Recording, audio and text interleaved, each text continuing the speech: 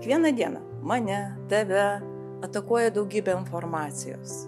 Spauda, Facebookas, žinutės ir kartais toje gausoje tikrai sunku susigaudyti. Todėl proceso drama informacijos sraute apie tai, kaip nepasimesti.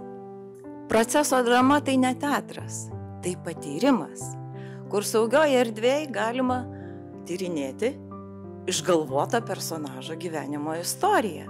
Kaip jis elgėsi toje gausoje informacijos, ką jis veikia, kokius sprendimus priima. Ir tai viskas žaismingai, paprastai, pabaigoje refleksija, kurioje tu atrasi galbūt kažką svarbaus ir savo. Proceso drama ir aš kviečiam į atradimus, kuriuos parsineši į savo gyvenimą.